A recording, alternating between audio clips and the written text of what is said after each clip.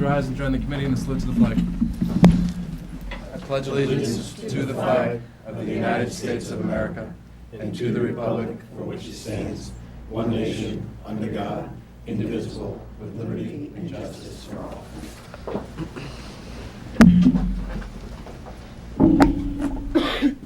Our double ACS friends are accounted for, correct? Yes, there's a van up front. I saw him walk out in the hallway a minute ago, and I thought I may have just gotten myself in trouble. And having found Dave, this meeting is being electronically recorded. The first item on our agenda tonight is the annual public hearing on school choice. Committee members received a communication from the superintendent here to be present, and therefore we will recognize that event at a later date. But the second one is a very special event that's taking place in the Attleboro community in the coming weeks.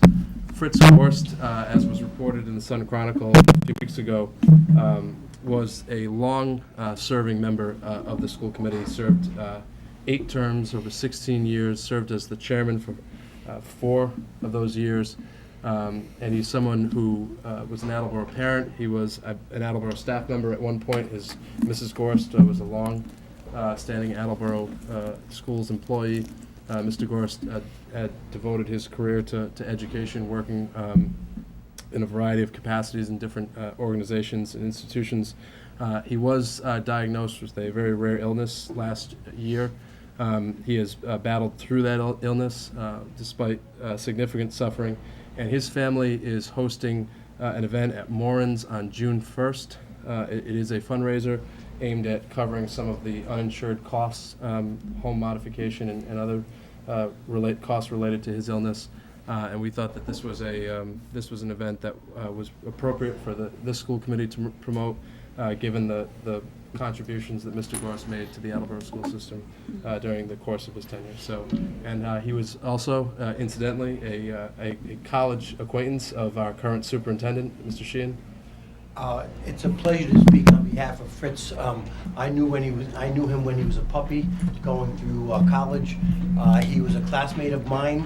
We frequently had lunch together. He's a graduate of Providence College, graduate in great esteem of 1974. Fritz was one of the most outstanding student leaders that I recall, and was always there for the student body, and was a great representative to the administration and to the powers that be at Providence College. He was such a quality guy that I knew that every single year he actually would go to Providence College and speak with the 4 major professors and looked for the greatest students to be recruited as teachers in the Attleboro Public Schools. And so it's with very, very fond memories. I'm very much looking forward on June 1st of becoming acquainted with Fritz again. Matter of fact, I'm bringing some other members of my class with me to go see him. And the only thing I can say that I probably, if I didn't head south first, I would have been an applicant for the Attleboro Public Schools prior to when I did, because of Fritz Goff. And I knew what quality of education programs that he would demand. So I think he's just a quality guy, and whatever I could ever do for him, he can count on me at any time. Thank you. Are there any other questions or comments? I'll just add, as a longtime Ward 6 resident, Mr. Gorst was my school committee representative for some time. I have very fond recollections of him coming around the neighborhood to collect signatures. And in addition to all the other attributes that Mr. Sheehan mentioned, he also let me take his daughter to the sophomore gathering. So he was charitable in addition to everything else. And I certainly look forward to seeing him on June 1st as well. And there is contact information on our slide, which will be in our central office, so you can certainly contact the superintendent's office if you're watching and you're either interested in attending or know others who are. This is just a reminder, we touched upon this when we had our representatives from the Attleboro Alumni Association here at our last meeting. The Attleboro Alumni Association Spring event is at 7 o'clock this Wednesday, May 21st, at the Attleboro Art Museum. A number of dignitaries and former leaders of the Attleboro school system are scheduled to be in attendance, and also Attleboro alumni as well. And if you're not an Attleboro alum, but you're now connected to the Attleboro school system, you're more than welcome, and it's a great event, and that's the flyer for it. Mr. Lancaster, if you can make this next announcement. Oh, well, I think let's see that one. I think it would be my pleasure. That wasn't in my. Yeah, it wasn't on here. What was it? Thursday night we learned that Brandon Clark is Attleboro High School's valedictorian for the class of 2014. I know on speaking from my own, I think Brandon is well deserved of the honor, and I know that you don't vote for the valedictorian, but if you could vote for the valedictorian, he would win it outright in that regard as well. Brandon is well respected by everybody in our class. He's a gifted student. He's an even better individual. It's been my honor to work alongside him as the SAC representatives, and I'm excited to see him do some big things in the future. And we certainly are as well. And Mr. Clark, along with Ms. Clifton, the salutatorian, will be honored this Friday at Attleboro High School when they have their names nailed into the wall, which is that's for all that hard work, you're gonna apply your name on it for all time. So Brandon, congratulations.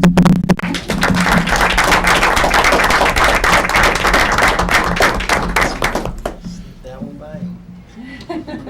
Okay, and now we're on to the spotlight events, and I'm not sure who was taking the lead on this one, but there were two events that the Student Advisory Council identified tonight. One of them was supposed to be promoted by some guests who I don't see in attendance, so if you could just expand upon that. And we've had a little bit of a logistical change in the room, so that's why you have the hard copy, so you can speak into the mic. So all yours. Well, tomorrow at Coelho Middle School at 7 p.m.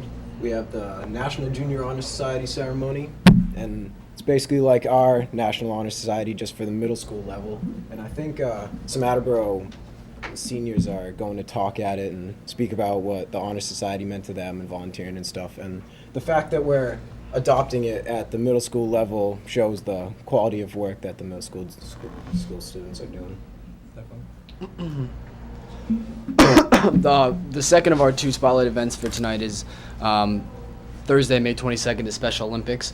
We're actually really excited about Special Olympics this year because it's the first time in years that it's coming back to Attleboro High School. It will be taking place at Tozier Cassidy and in the Newman Field, the Newman Track Tozier Cassidy Field this year. There are over 40 teams registered with 650 athletes prepared to come and compete. I know that this is kind of a flagship event for us here at the high school, and we're really excited. We've got a lot of volunteers, and this is something that we really take a lot of pride in.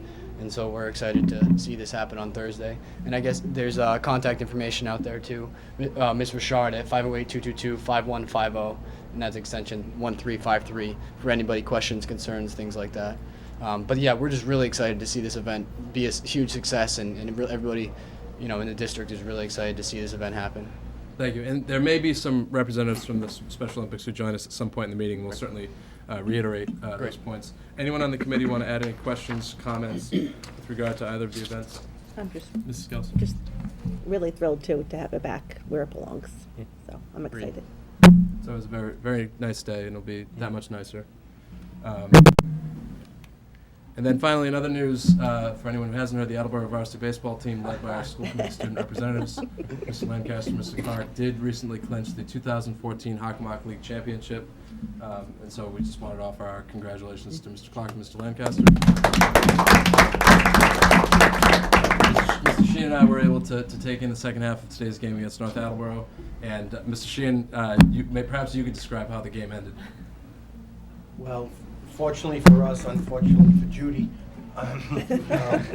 Attleboro won 3-0, and I'll be honest with you, I think that the Attleboro team, baseball team, was very impressive with regard to quality of baseball that they play. I think they have a tremendous defensive team. I think they have great team speed. and very timely hitting. I think they play small ball very, very well. So if who's ever coaching them or the players playing could just go north to this place called Fenway Park and teach that same team the same exact type of play, maybe we'll win a couple of games this year. But I was very impressed, and there's great leadership, student leadership on that team. And you can tell in the field, the communication between players is usually not seen that often at a high school level game. And I'm very impressed. And if Max gets a little bit faster, who knows? Maybe he'll be in the big someday. I don't know. There you go. No pressure. First, Focus on the playoffs right now. first time since '95 we took that league. How about that? Actually, no. First time since '95 we took a league. We're just recently in the Hockomock this year. We don't tell people. that. First time ever taking the Well, you told a Hockomock. few people. Right now, Just so. Hawk champ. First time Hawk champs. There you go. Ever. There you go. All right. So now that we've built up Mr. Lancaster and Mr. Clark, because this is their final meeting where they will be serving as student representatives in a formal sense, we will have the chance to meet with them one last time prior to their graduation, but this is their final meeting in their sort of normal capacity as the student reps. They have I've told them that they have the floor for whatever they want, for as long as they want. The second part, somewhat within reason. And they have prepared their final Student Advisory Council report. So I'll give the floor to Mr. Lancaster and Mr. Clark, who have some words to share with us. And as I said, we don't have to do big farewells tonight because there will be one more meeting prior to their graduation.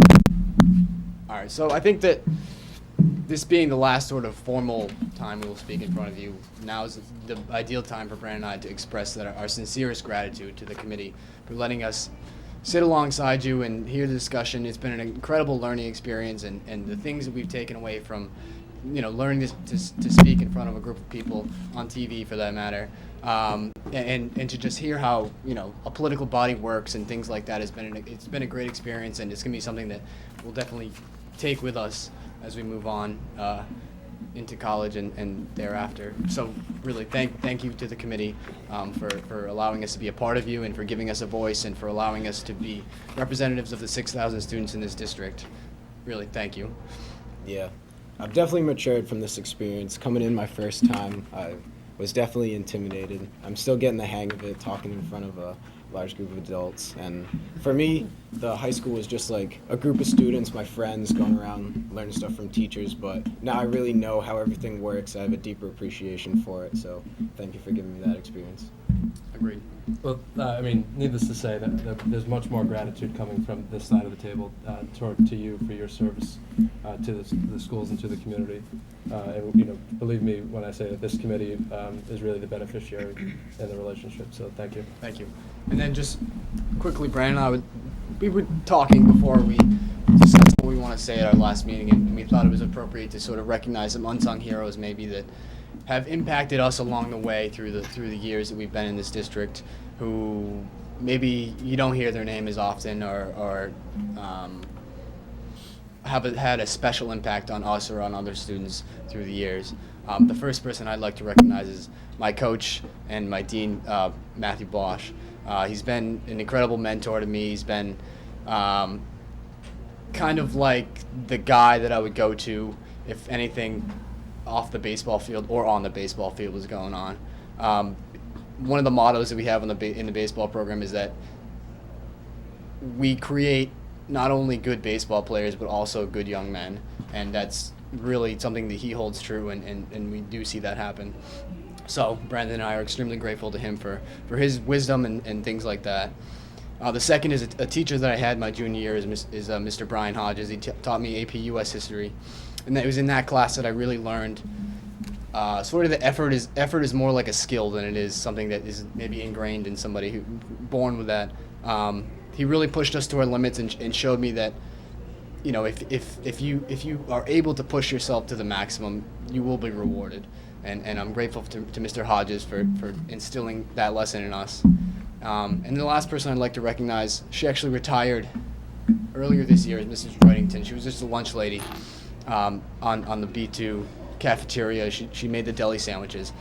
Miss Wrightington is the perfect symbol for all of the people in this district who do the little things that make coming to school every day so satisfying. I mean, whether it was just a smile or a compliment while we're in the lunch line, but it just the things that she did really told us as students that we're supported in the things that we do and things like that. I mean, that's not to say Mrs. Wrighton's the only person who was like that in the district. She's merely a symbol of all the people who do that, and we're extremely grateful for all the people in the district who are like that. And those are the kind of people that you need in the district, and it cannot happen unless you have people doing just the little things for you. It's been an important lesson that taught me that the little things really do matter on a day-to-day basis. Definitely. Going along with Miss Wrightington, I remember being in the lunch line and hearing her talk to kids, and she had something like personal that she knew about almost every single kid that she would bring up. And when she found like a basketball or baseball kid, she'd be like, "Game today, right?" And be like, "Yeah." And she would be like, "All right, good luck." And she would just show that care for each person specifically that I just really admired from her. And I also have 3 people that impacted me in a positive way. The first is my guidance counselor, Miss Scruggs. She filled in for Miss Sinan probably at the hardest possible time, like right in the middle of the college application process, and she got everything done for me. I probably went into her office twice a week, just asked about certain things that are going on. She always had advice for me, and she took that role and ran with it and never looked back, and I really admire the effort she put in to get everything started for everybody.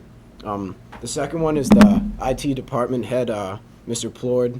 He's the type of guy who just gets everything done and then leaves before people even have a chance to say thank you. He got our sophomore seminar running around, fixing everything, and then just left before everybody even came in. He's just like the one who, like the silent hero, just gets everything done, and I really admire the work ethic from him and the selflessness that he puts into the school, and I think he's a symbol of that. And then the final one is the evening diploma program head, Mrs. Cameron.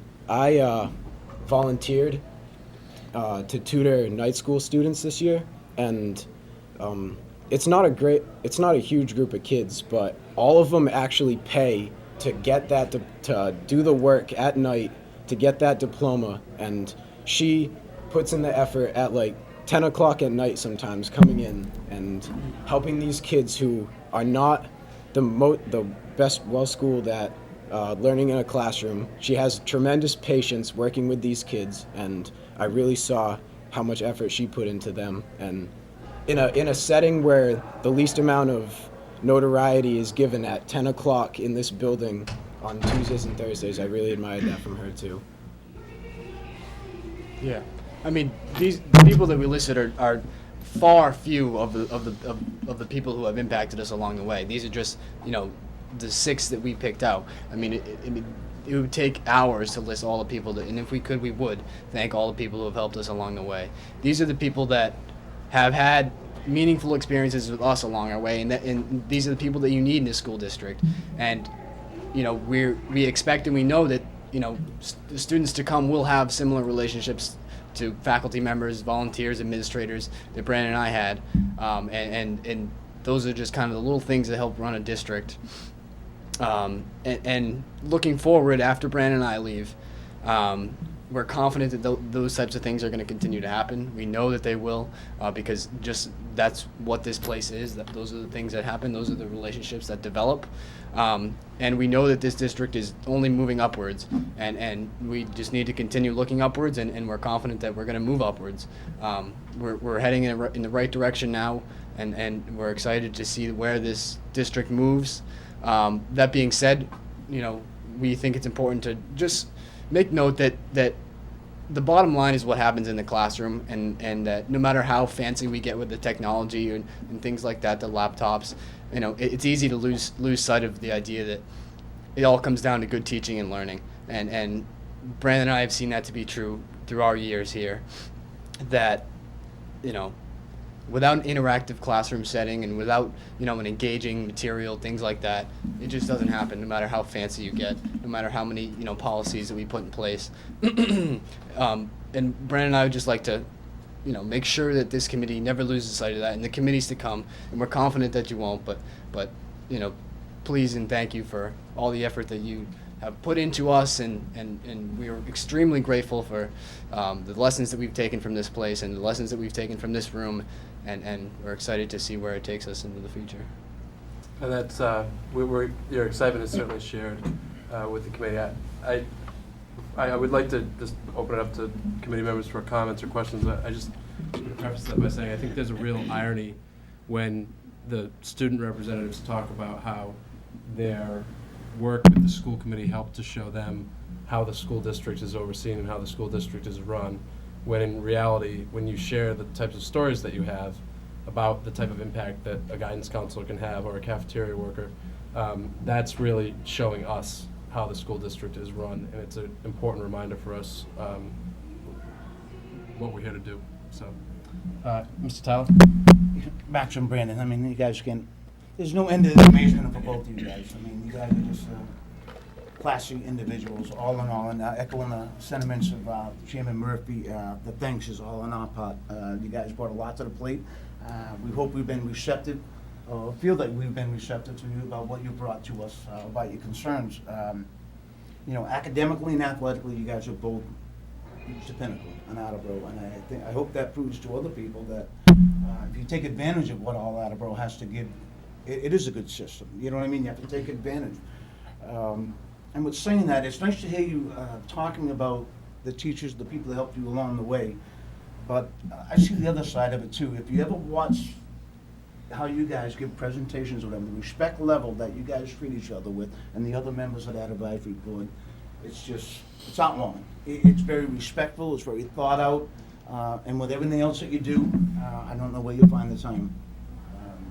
It's been nice to read about both of you in the newspaper in the last week or so, and I look forward to reading about you in the future, because I know that you guys are going to make headlines again, because you have the potential to do so, and you're not guys that like status quo. You're going to go above and beyond, and I myself, and I'm sure I'm speaking for the rest of the committee, could not be prouder of what Attleboro has to give, and we're very happy to unleash you to the world.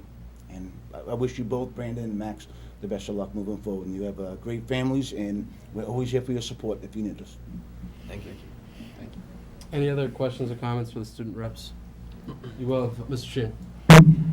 I'm just blown away by the examples that you guys gave as people who impacted you while you were here. I don't think that the Attleboro student body of 6,000 kids could be represented by any two better people. You never hear young people mention the people that you guys had mentioned, and it's just a testament to who you are as young men, and you've got bright futures. And I just hope that you get gainfully employed so you can pay for my unemployment compensation and my Social Security in years to come. They'll get right to work on that. Any other comments or questions? You will have one last crack at Mr. Clark and Mr. Lancaster. Mrs. Zito. I just want to say congratulations. You young people really make us proud. Thank you. Thank you. Thank you. And so, as I said, I think Mr. Lancaster at least is familiar with this already, but we would like to invite both of you to attend our first meeting in June.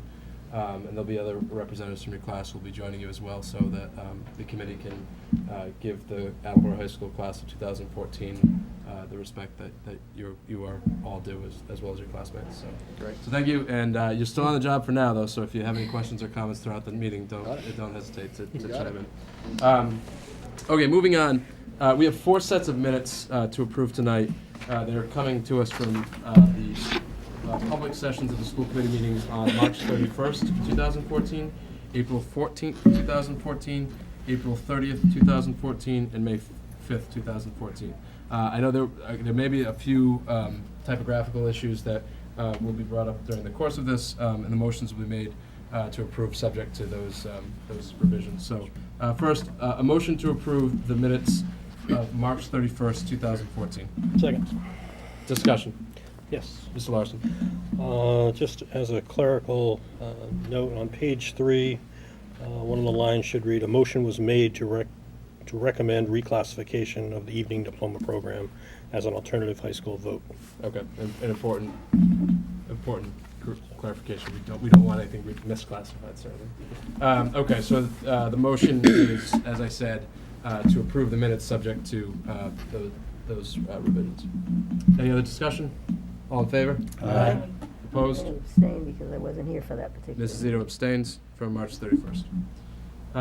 Again, the revision comment will apply to each motion. A motion to approve the minutes from April 14th, 2014. Second. Discussion. Mr. Larson. Yes. On page 1, notice was given that the meeting was being electronically recorded. Page 2, this is a comprehensive assessment on how the schools will move forward. And Mr. Sawyer's presentation contains what the administration believes is necessary to move Attleboro forward as a district. Okay. Those are the changes. Those three corrections, I mean, when there are substantive changes, if there's a vote recorded wrong, anything along those lines, we would make a formal motion to amend, but I'm going to recognize the motion as incorporating these revisions. So, any other discussion? All in favor? Aye. Opposed? Abstentions? Motion passes. A motion to approve the minutes from April 30th, 2014. Second. Discussion. All in favor? Aye. Opposed? Abstentions? Want to abstain? Mrs. Scales abstains. Finally, a motion to approve the minutes from May 5th, 2014. Second. Discussion. All in favor? Aye. Opposed? Abstentions? Motion passes. So all 4 minutes have passed. 9-0, 8-1, 8-1, 9-0. Not necessarily in that order, but I'm sure we got it recorded. Moving on to our consent agenda, a motion to accept an anonymous donation of 2 cases of copy paper, one to Hyman Fine and one to Thatcher. So moved. Second. Discussion? All in favor? Aye. Opposed? Abstention? Motion passes. A motion to accept an anonymous donation in the amount of $100 for educational needs to the Wamsutta Gifts donation line. So moved. Second. Discussion? All in favor? Aye. Opposed? Abstentions? Motion passes. Motion to accept a donation in the amount of $225 from Illinois Tool Works Foundation for the gifts donation line at Wamsutta Middle School. So moved. Second. Discussion? All in favor? Aye. Opposed? Abstentions? Motion passes. Motion to declare the 1980 to 1999 middle school drug and alcohol-free curriculum binder units as surplus as they are out of date and no longer used. So moved. Second. Any discussion? All in favor? Aye. Opposed? Abstention? Motion passes. Motion to approve the field trip proposal for 36th grade 5 to 8 Coelho students to participate in the musical festival and band competition at Holyoke High School, 6/6 Flags on June 6th, funded by the PTO. So moved. Discussion? All in favor? Aye. Opposed? Abstentions? Motion passes. A motion to approve the field trip proposal for 62 grade 5 to 8 Wamsutta students to participate in the musical festival and band competition at Holyoke High School and Six Flags on June 6th, funded by the PTO. So moved. Second. Discussion? All in favor? Aye. Opposed? Abstentions? Motion passes. Consent agenda passed unanimously, all 6 items. Moving on to our new business item. We have tonight the 6th and, for the time being, final presentation of the Attleboro School District budget request. This process began the first week of April with a presentation of the Finance Subcommittee. It has, as I said, been presented 5 times previously publicly. We have discussed this many times, and we've seen the breakdown of the request that has come from the administration and it has been vetted by the school committee. There have been some reductions made. There have been some alterations in lines that are different than the previous or the current fiscal year budget. I just want to make a couple of quick comments before we get into this, because certainly I'm sure Mr. Rose and Mr. Sheehan are eager to answer any questions by committee members. Although I think there's an agreement that the sort of meat of the work at this stage has been done, given the sequence that needs to play out over the next few weeks, both with our partners in the municipal government and our collective bargaining partners. A budget particularly a budget of this size, and the presentation thereof serves a variety of purposes. It serves to be an articulation of priorities and objectives, and to sort of help form the vision of where the school district wants to move. It's also a governing document in that it prepares us to figure out how this sprawling entity of the Attleboro school system will be run over the coming year.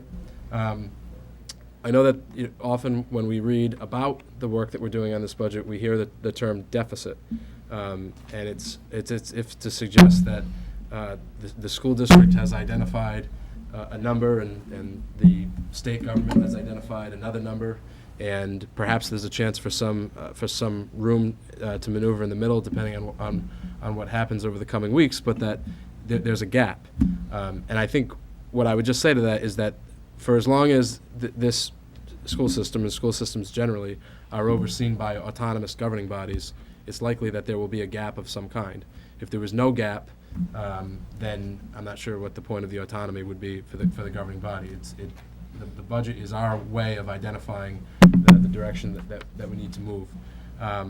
And it's okay that sometimes those numbers don't line up. They haven't lined up in the past, and at the end of the day, because our administrators do good work in preparing for every contingency, we get to where we need to be for the schools to move forward. So, that's the budget is not a wish list. It is priorities. It's things that we need. We're not going to get all of them over the next couple of months. I think we all know that.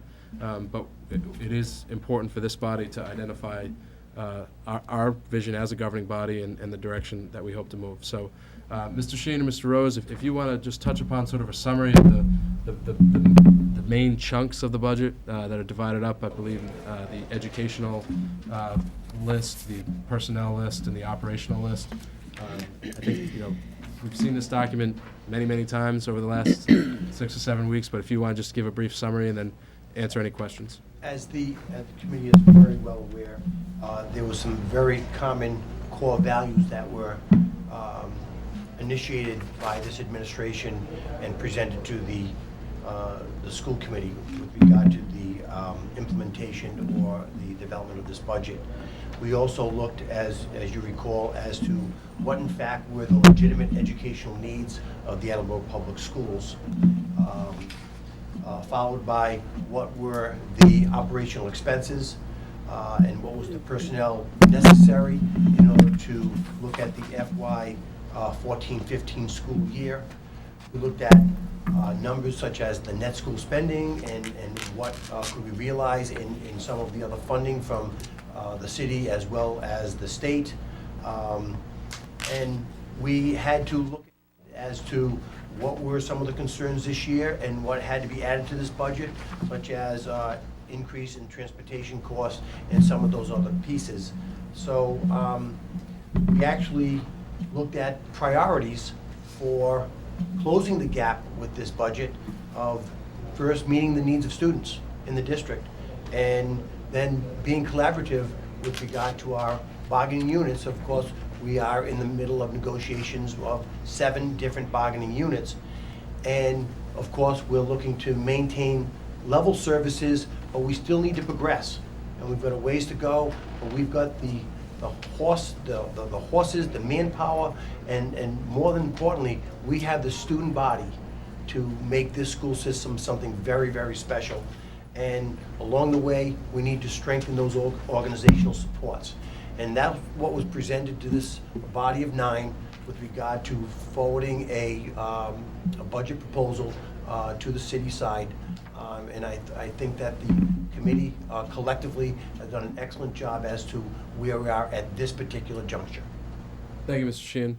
And just to review, right now the number that we sort of sit at for the time being is $66,349,510. That's the net school spending number. The transportation number, current figure is $3,784,195. Any questions or comments for the administration? Mr. Withers. Question. I just want to make sure that I'm correct in my assumption, and that is that given where we are in negotiations, we haven't considered or touched any of the original salary and benefit line items, correct? Those have stayed where That's they were correct. at the beginning, with the understanding that we can't really, we're still in the middle of the negotiation, so we can't not talk about it, but we can't consider what we're gonna do until that's complete. Absolutely correct. Okay. Sometimes timing works out well, and sometimes it doesn't. Okay. Any other questions or comments, Mrs. Torres? Mr. Rose, could you please just remind us what the transportation budget was for this? Sure. Approximately $3,085,000, 3085. The increase is approximately $700,000.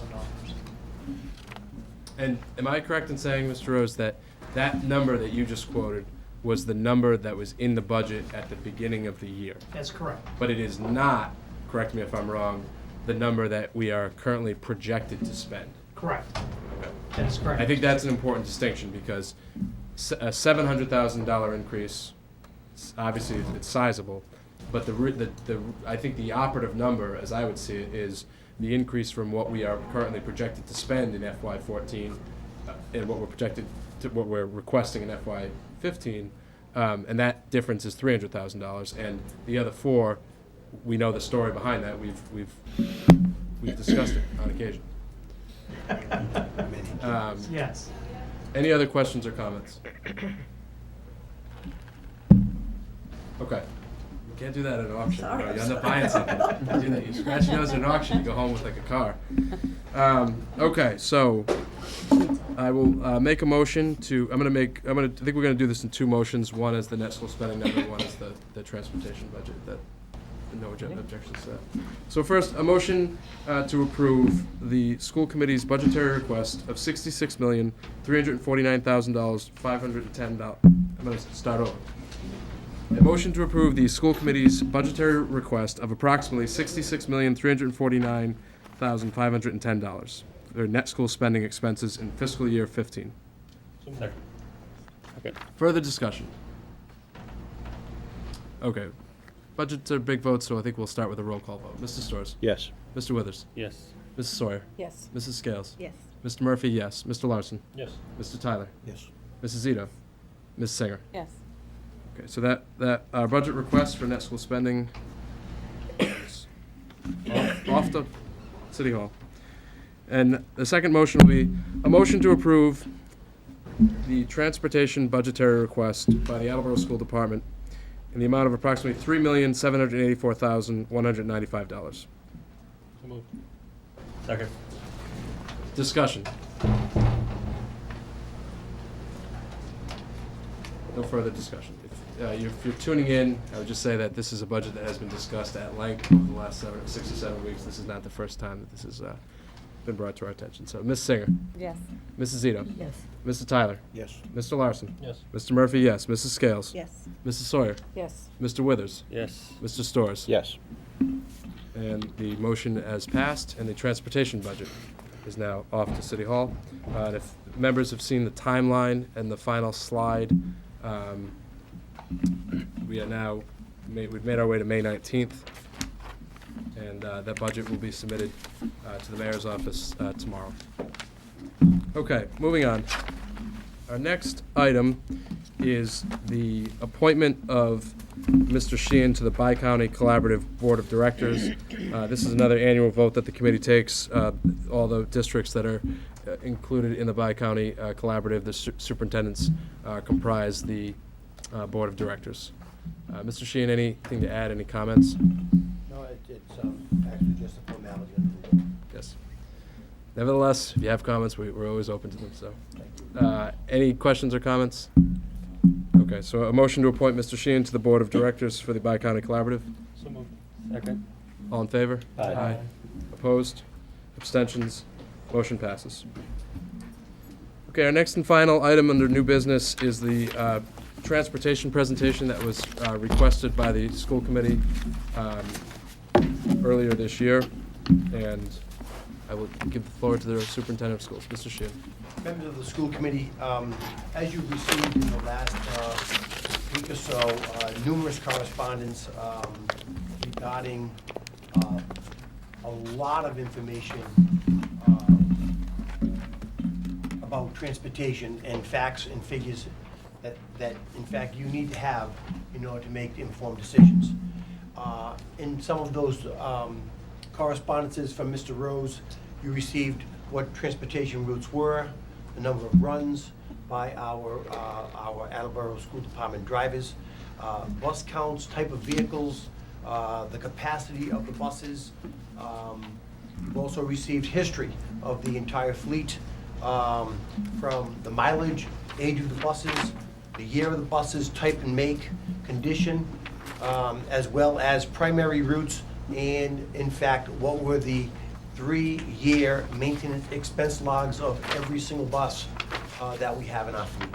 And with all of that information that you've had provided, we now present to you, Mr. Rose and myself, 4 different options that we see for the Attleboro School Department to consider with regard to its own bus fleet. I could probably help with this, sir. Why don't we just pass that down? Send that down, please. Sorry about that. No problem. In the first option, at the request of the school committee, we were looking to create an RFP for the current ASD services. Knowing what those services are, knowing what that is, obviously we can't give you an amount of money for this because we're going out to bid to see what companies are out there that would be interested in providing a quote or that RFP for the services that we currently control from the Attleboro Public Schools and our bus drivers as well. So that's one of the particular options that we've looked at. You also have some correspondence already from Mr. Rose regarding some information pertaining to that as well. The second option is the purchase of 3 vehicles in the amount of $201,225. Those 3 vehicles would be 1 big yellow bus with that amount and 2 wheelchair vehicles.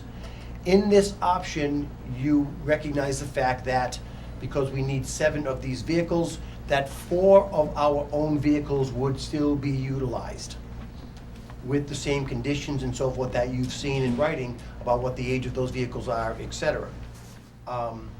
Along with this option number 2, by purchasing the 3, you would then be looking at another additional 2-year plan after this year to purchase 2 additional buses each year for the next 2 years to phase out the remaining 4 buses that we have in the fleet. So this, in fact, is a 3-year proposal by which at the conclusion of 3 years, you would have 7 relatively new buses that we would be utilizing to provide transportation services for our students. Would you like me to? It's up to you. Yeah, You want to do questions? we'll Just answer the source? questions for each the option, source? that'd be best. I just want to verify that 201, 225, that would all be covered in fiscal year 14-15. I'm sorry, say that again, Mr. The total cost of the 201, 225, if we did go with the purchase of 3 buses, would all be paid for in fiscal year 14-15? Yes. Thank you. Mr. Withers? But that cost was also just for the 3 buses we'd be buying in that year, right? So That we'd is have correct. an additional cost of 2 buses each additional year. Correct. Okay. In option, are there any other questions for option 1 or 2, please?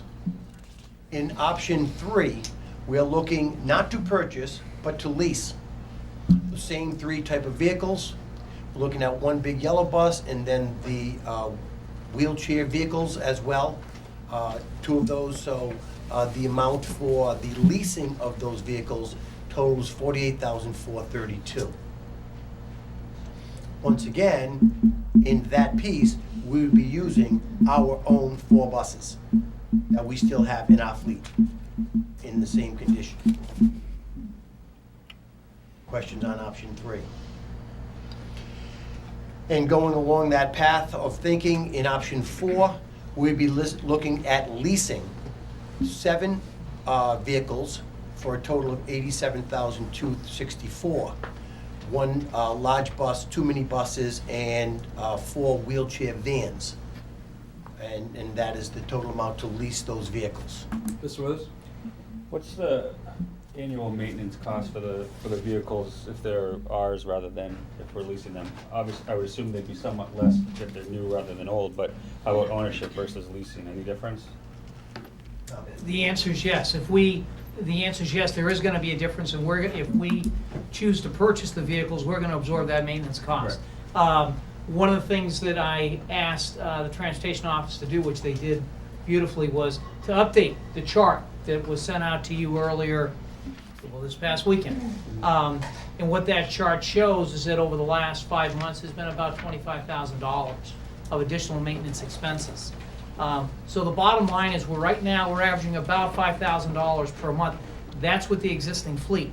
Clearly, if we go out and we get new vehicles, I anticipate that our maintenance expenses are gonna be less than $5,000 a month, but it's probably gonna be around 2, maybe 3,000, because we're still gonna have, in addition to the new vehicles, which would be under warranty, we're still gonna keep approximately 4 vehicles of our own that we have right now that are part of the fleet. So the cost will be absorbed by the school department. My guess is it'll probably be somewhere between $2,000 to $3,000 per month. There is a, let me add one thing, Mr. Stowe, before your question. There is a very interesting piece of option number 4. Because if in fact, if the school committee was to choose to go to the option of leasing 7 buses, we still have usable buses in our fleet. And that may give us a tremendous opportunity to do a number of things. The least of which is to control our own destiny with regard to our athletic runs and some of those pieces that right now we're very hesitant of doing an athletic run, hoping that the bus gets there and being able to pick the kids up. When you have new buses to do that, you don't have that worry. But the other thing that is near and dear to all of our hearts is that we may be able to change the way that we transport McKinney-Vento students as well.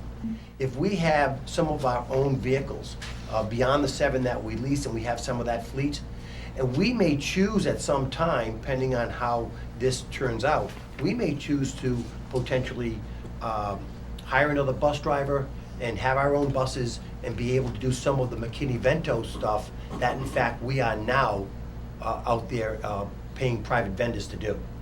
And we don't know, as we've all lived this year, we don't know to the degree that McKinney-Vento is going to impact this budget next year or in years to come. But it's nice to be able to have some options than fall at the whim of other vendors and other subcontractors for buses. So it's an option that we may be able to develop that we wouldn't ordinarily have.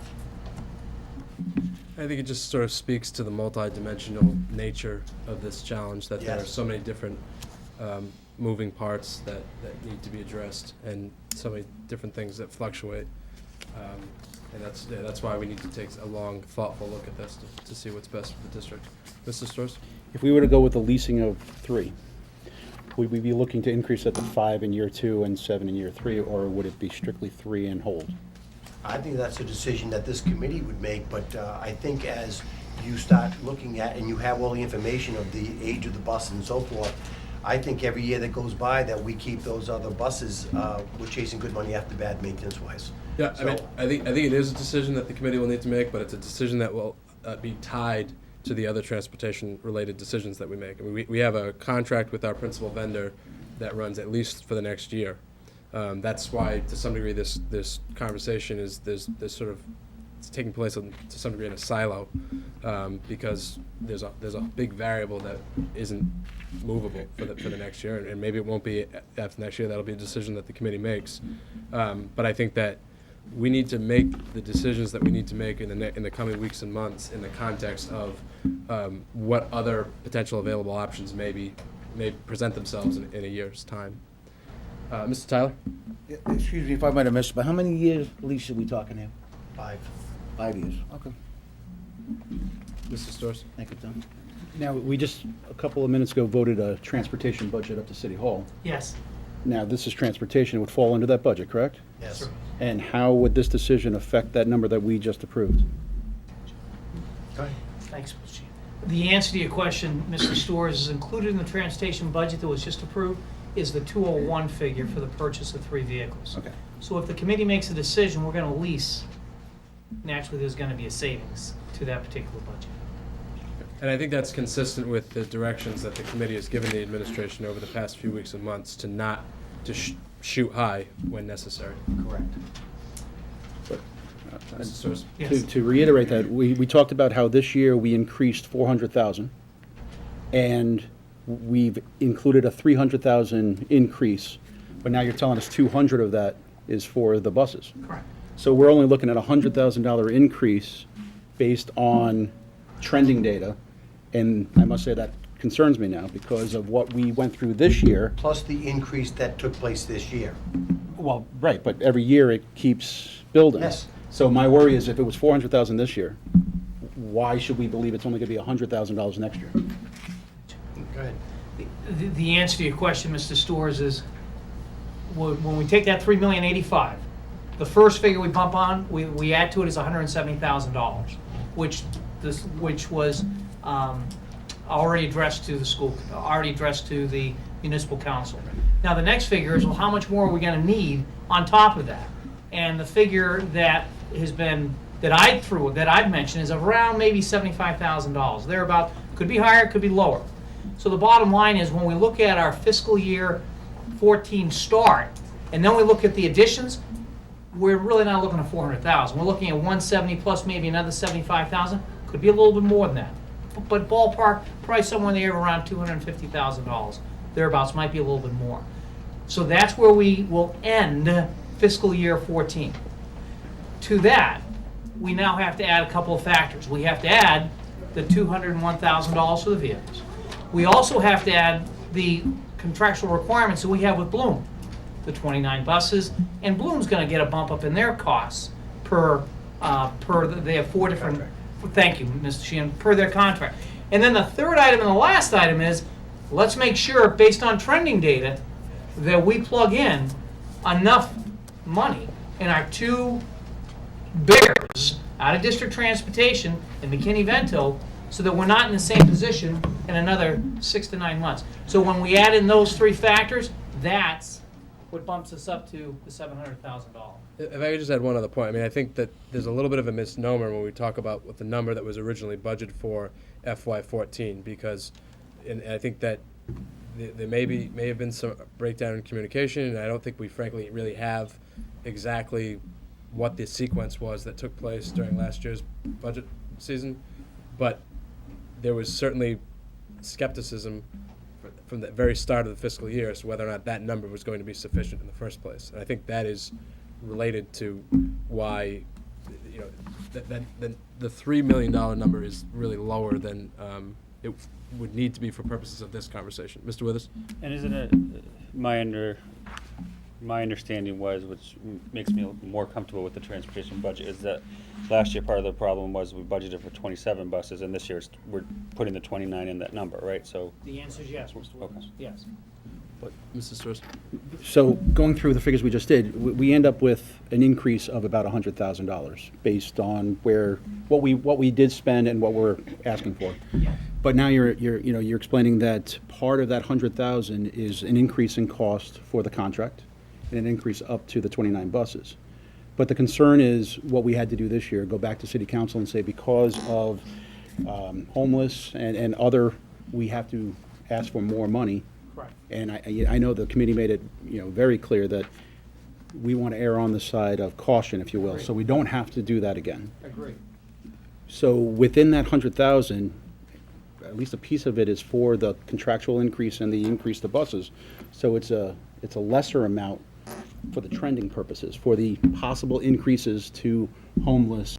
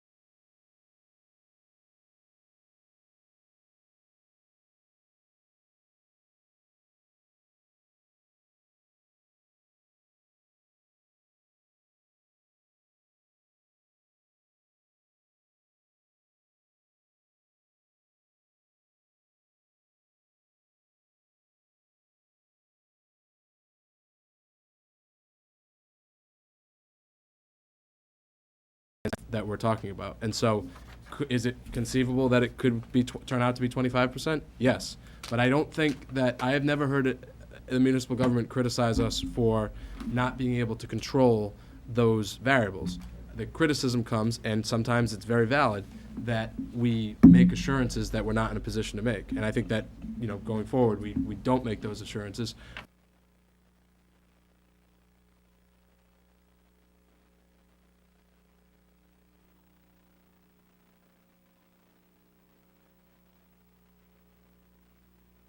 There's a rationale behind 20%, and the communication surrounding it is that there are no guarantees. Perhaps it'll come in at 12%. That would be nice. So, anything to add? Or? No, thank you, Mr. Chair. You answered the question beautifully. All right. Thank you. Mr. Larson. Just, and staying on the subject, because we just seem to love to. Going back to Mr. Withers' point, the budget was designed around 27 because that's what we were using. We ended up having to make sure we had money in there for 29 because that's what the purchase order stated. So we're correcting that in this budget. We are putting money in the balloon line item for 29 buses at this year's new contract price.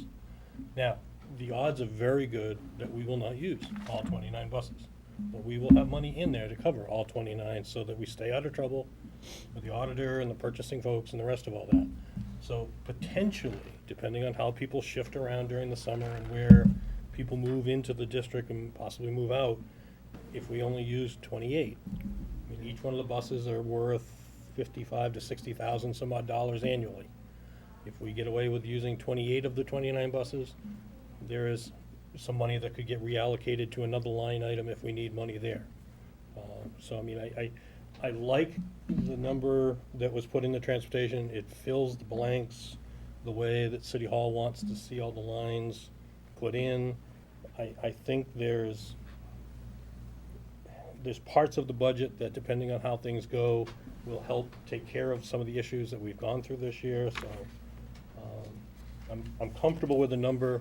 I'm concerned that that number won't live to see the light of day in the final budget, but my feeling is we have at least in this number put a responsible number forward that fulfills what we're legally obligated to do in the way that we're legally obligated to do it. And whatever ends up happening beyond that is a conversation for another day. But if somebody asks, what are we legally obligated to do, this is what that number is.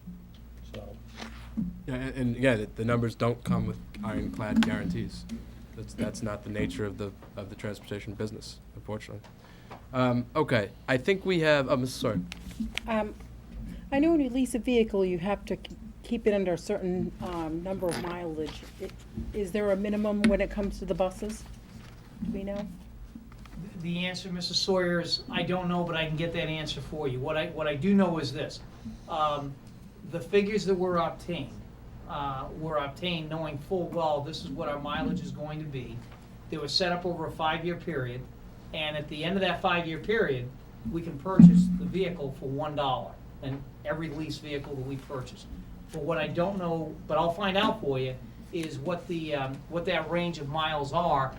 I'm confident, though, that the lease prices that you're looking at fall within that range of our demands within the school department. So we have the option of buying the vehicles if we want? We sure do, for $1 at the end of the 5-year period. Okay, very good. Yes. Thank you. You're welcome. Mr. Tyler. Yeah, I just want to bring clarity to this, what Mr. Lawson just said and Mr. Withers. So realistically, Bill, it looks like we are looking to put a realistic number out there for once that we haven't in a long time. So we're looking to actually have this money encumbered. Correct. So it can only be used for transportation issues, and then if there is a surplus at the end of the year, then it actually goes back to the city. But we're looking to encumber this whole, okay. That's what we're being asked to do also. Okay. Yeah, because I like having all the options, and the administration and all the hard work they did, and I think my end result is going to be what gives us the most flexibility as a school district, because transportation has been a pain for years and years and years here. And I think one of the aspects to try to take care of it, and when I say pain, that is a very nice word for what what I'm saying. Yes, but I do appreciate the amount of money being probably more realistic than it has in the future, and hopefully the city will see it. I mean, because to me, it's going to be a whole 180. Instead of us going to the municipal council or the mayor looking for funds, there may be, at the end of the year, we're actually returning funds to them. And that's really the way it should be. And I completely agree that it's the way that it should be. I'm keeping my fingers crossed that that's the way that it is, but I think I want to be very clear that none of us have a crystal ball, and it is with the way these things fluctuate, even with the responsible and rational numbers that are being discussed here tonight, there are no guarantees, and I think that just has to be made clear, because I know I've seen the movie before when assurances are made and it turns out that we weren't in a place to make them. So, okay, so Mr. Storrs? So just doing some quick figures. If we Sure. purchase the vehicles outright, it's 201, 225. Yes. If we lease them for 5 years and then buy them for $1, it's 242, 165. That includes the $5 extra. So Thank you for including that $5. 41,000 plus increase by leasing over purchasing. So I think that needed to be put out there because, yes, you get to spread it out, but it sounds like every year we're probably going to need other vehicles anyway. So I guess I would lean more towards the purchasing outright to ultimately save $40,000 over 5 years. Is there, and I may have missed this in the discussion, but is there flexibility in any of the terms and conditions that are available under these circumstances?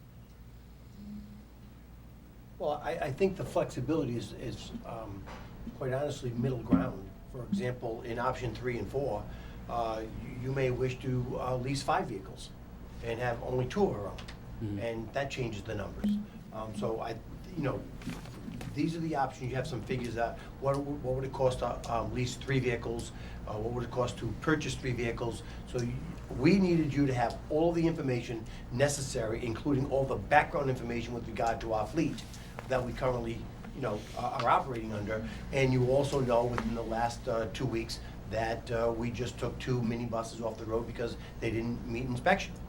So this committee is going to have to make some form of decisions with regard to transportation in a very, very short period of time. Yep, and we will. Not tonight, but we will. And what I would just ask is that members take the information that's been presented here tonight. I told you last week that it was possible that there would be some special meetings called between now and the end of the school year. This is one of the items that may be addressed, and we will come back to this issue in the very near future. So thank you, Mr. Sheehan. Thank you, Mr. Rose. Okay. Having concluded our new business agenda, we've reached our open forum segment of the meeting. By policy, I am required to remind you that this is a time when members of the public may address the school committee. Open forum is not a time for committee members to engage in dialogue with members of the public. Guidelines for open forum are available to you. Please know that we are interested in what you have to say, but we cannot respond without background information on your issue. And I know that at the beginning of the meeting we had some promotion items on our agenda. I suspect some of the individuals that are here to do promotional celebratory events are here now. And if we could just wait till just the conclusion of the open forum, we'll go right into that as well. So, am I correct in saying that? I am correct. Okay. All right. Okay. So, would anyone like to address the school committee as part of open forum? Going once. Okay, and that will conclude open forum. And now we will rewind back to the beginning of our agenda where tonight we are recognizing the coordinators of the Rome Boulevard Road Race. And I believe there's a presentation to be made, and if you could come up to I'm sorry, Ms. Lancaster, would you mind moving that podium up to where you're sitting? That was one of the things I meant to ask you before the meeting.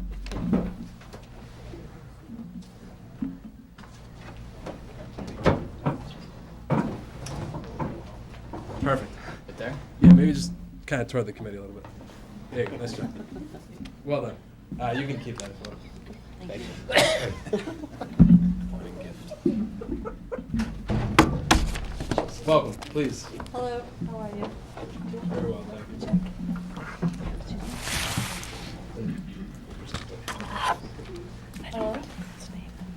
My name is Tracy Lombardi, and we are here tonight to present Attleboro High School with a check for $8,000.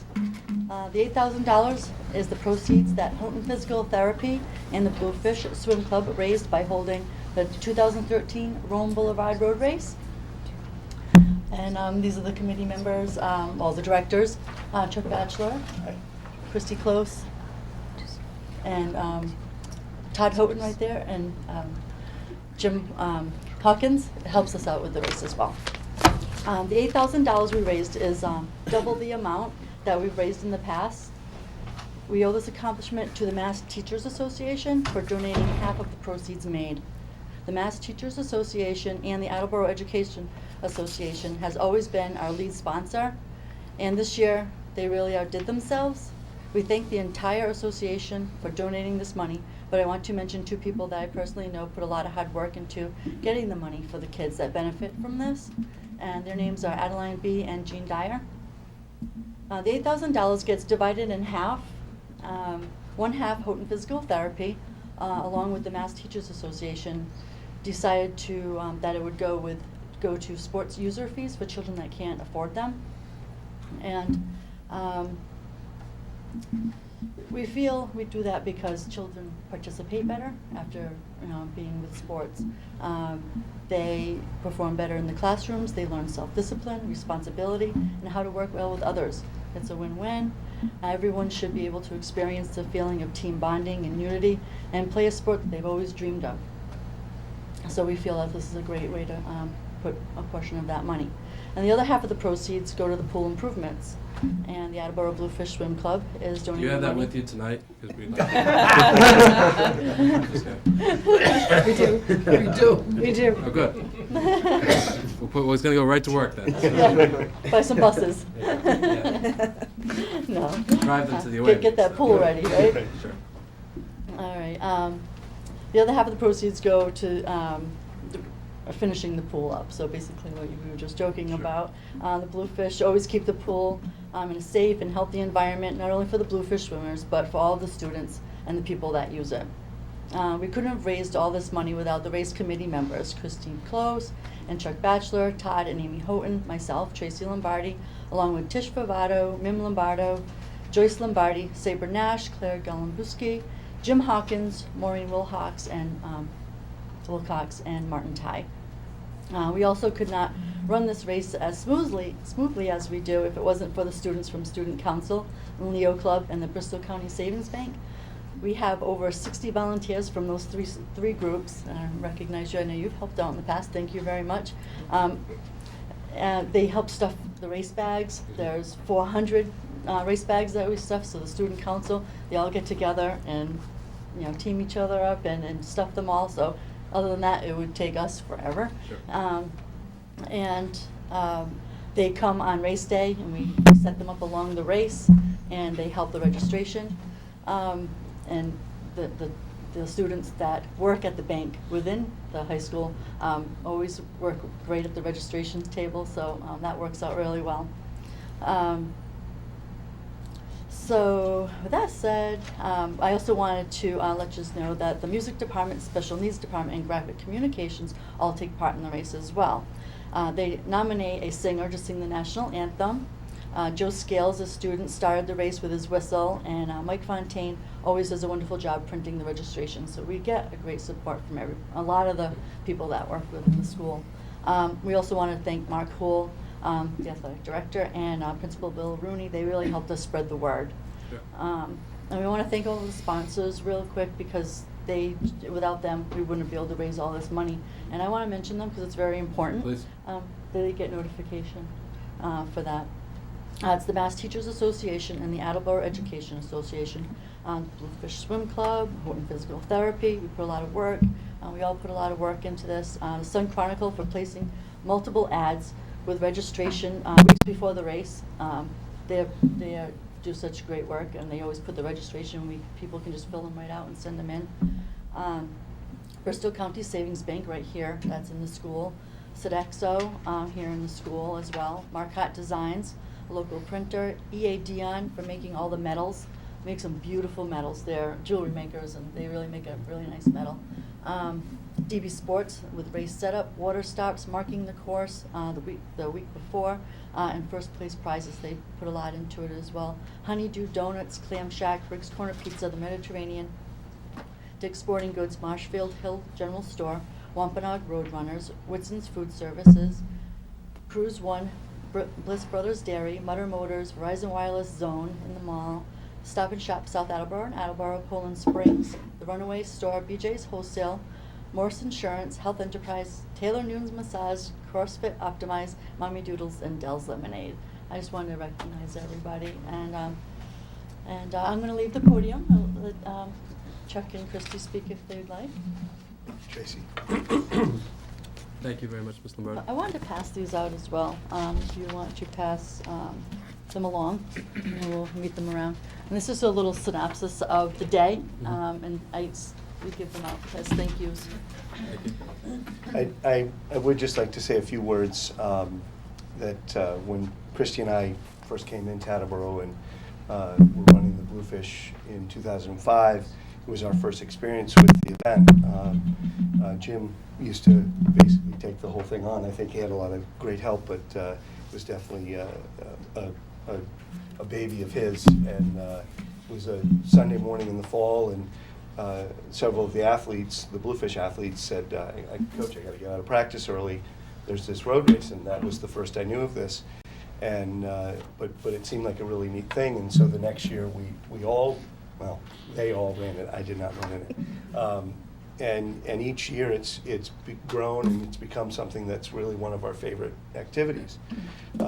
Jim came to us a few years back, and he was really no longer able to take on the whole job, and that's about the time that I found out that a lot of the proceeds were going towards athletics at the school and helping kids that maybe couldn't afford to be involved in athletics and help them in that way. And I'll just share a very quick story with you.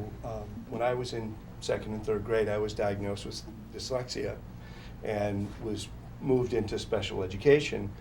And to be honest, I lost a lot of self-confidence, and I was starting to believe that I was not smart. And I was very fortunate to have a mother that recognized that she needed to help her son find something that he felt good about. And it was at that time that I had been swimming in the backyard and seemed to be pretty good at it. And so she searched around and found a swim team that was a year-round swimming program, a local YMCA about 20 minutes from our home. And that's when I started swimming, and I did. I gained success, and I learned the life lessons of that. If I worked harder this year than I did last year, I would probably swim faster, and that just evolved and really shaped my entire life. So it's a very personal thing to me that every kid that has an opportunity to be in athletics have that opportunity, and certainly not have it be cost prohibitive. So it really is our honor to be involved in this, and it's our goal to continue to do this and grow each year like we have already in the past. And wonderful people, because I mean it takes a village, and there's a lot of people involved, and it's a really neat event. So Thank you very much. And I think that this is, I know you've made this presentation in the past, and each time it seems as though the entities and individuals who are involved in contributing with this important partnership seems to expand. And I think that really speaks to the work that you've put into it and the contributions that you've made over the years to turn this into a real staple in the Attleboro community and with the Attleboro schools. The superintendent and I, just in the last couple of weeks, have had lengthy discussions about the importance of finding ways to strengthen our partnerships with external entities. It's a need that is growing for all school systems, and it's one that's growing for us as well in a variety of ways. And I think I speak for the entire committee when I say how much we value this partnership and working with you to make this a program that will continue for years and years. So you said that it's your goal to keep it going, and it's certainly ours as well. So anyone else on the committee want to offer any comments or questions? I do have some additional comments sure, to make. please. Sorry. No. We have a little bit of something to say. No. When you come in with a check, we give you the floor for as long as you want.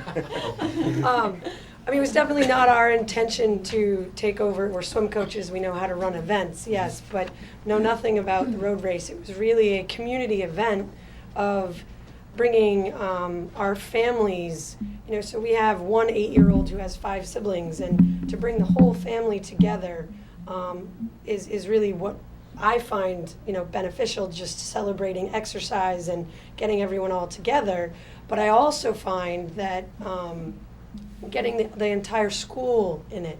Having the track team comes out and supports it. And it's a community working to get, I may have a sibling who's no longer in school, but come back and run this race with me. And it's establishing that need that, we all want to come together and make it a better place. So I really, really enjoy it. And I hope that, the school will continue to help us expand our involvement. Yeah, and I think the onus is on us to look for ways to see where that expansion can exist and how we can strengthen the partnership and how we can, frankly, model other partnerships after this one, because it's benefited so many students in so many ways. So, Excellent. thank you.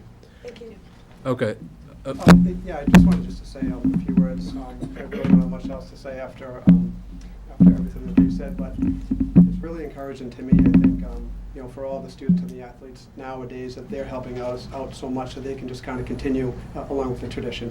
And I think it's fantastic. I know when I was growing up, I grew up down the street in North Attleboro, but we've had the business here in Attleboro for over 10 years, and I was always raised with just a sense of community. So it's really nice to see all the kids stepping up, the parents of the kids, and everybody and everyone here in the school community, and the teachers really just doing a great job. So, hopefully we'll be doing this for years to come. So, and just thank you for your support. Sure. Thank you. Yes, Mr. Oh, I have to talk to. Please. This started by the teachers when the famous Road Jacks race ended. Mm-hmm. And we were lucky to inherit a very well-planned course with a lot of support from the police department, which a lot of road racers don't have. And it turned from an international caliber race into a real local community event. It's amazing what the students can do when we're doing something like this. And we're happy as teachers because we know that students that are active in sports do better in the classroom. It just changes their focus. It's a wonderful thing, and that's exactly why we did it. When it got too big for me personally, I have to say that Houghton and Bluefish were involved almost from day one, and they volunteered. I did not beg them. Mm-hmm. They volunteered. They were active from day one in organizing it. They didn't just. We didn't want to see it go away. Well, you didn't just give me a check. You helped me run it. So when it came time to pass the reins on, there were two willing partners to do it, and they've done a very good job with it. I think that's clear, obviously, by the way the race has strengthened over time. So I think there is a presentation, and perhaps Mr. Sheehan, Mr. Lancaster, Mr. Clark, if our paparazzi is available, which it looks like he is.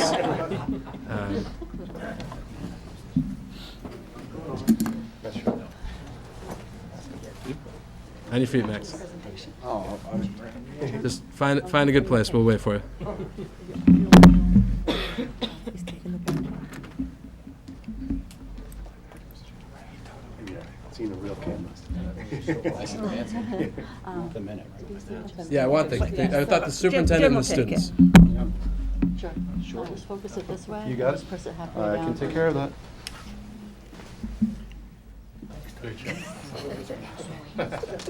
He's tall. You can just get some candids while they're setting up. Scrapbook.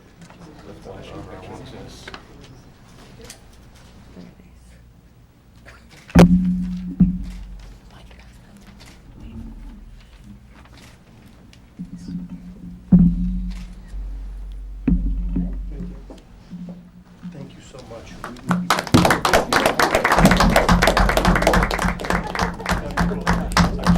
Do we actually present the checks to? You can hand it to that man in the white suit right over there. Oh, the teen suit. Hand out at all times, Mr. Rose. Hand out at all times.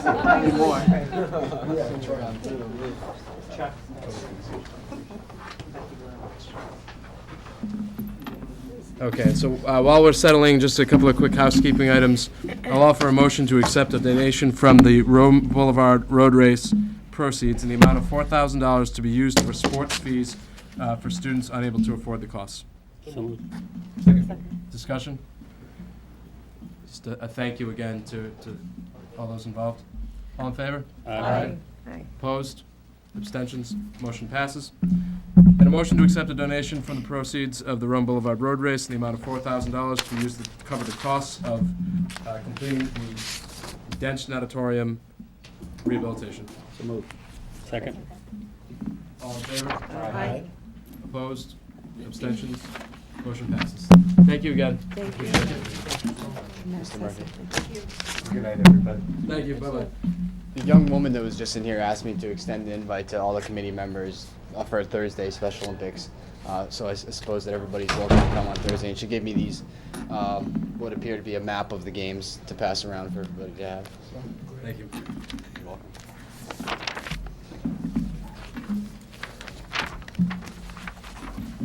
Okay. We've now zigged and zagged a little, but got up to our subcommittee reports, starting with our curriculum and instruction subcommittee report. Ms. Singer. So we had, our last meeting was held last week, May 13th, and we had 2 agenda items. The first was a park update by Mr. Sawyer. We have begun our park field testing, and I believe, is that completed yet, or are we still doing field testing for park? It was still going on as of last week, I but. think it's still going on this week. Okay. So far, it's going smoothly. We do have, the district is required to make a decision by June 30th on whether or not we'll be opting for MCAS or park in 2015. So that was part of our update that we got in regards to that.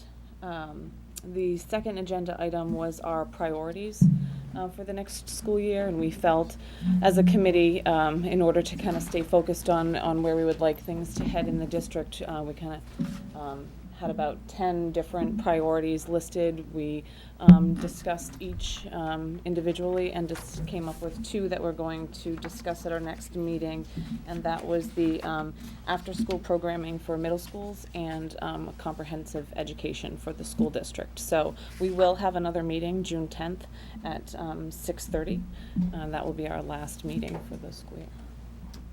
Thank you, Ms. Singer. I did want to thank the Curriculum and Instruction thank you. Subcommittee for scheduling that June meeting. There was a cancellation earlier in the year. There was some scheduling conflict of some kind, but I appreciate the subcommittee being willing to convene one last time before the summer recess. So thank you, Ms. Singer. Any questions or comments?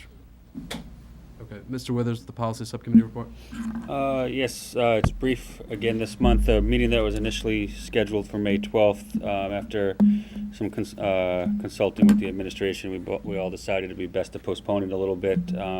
We're still working on a proposed policy for the safe schools and communication issues, and they're not policies that can be put together overnight. So rather than have a meeting with incomplete policies, we decided to push it off.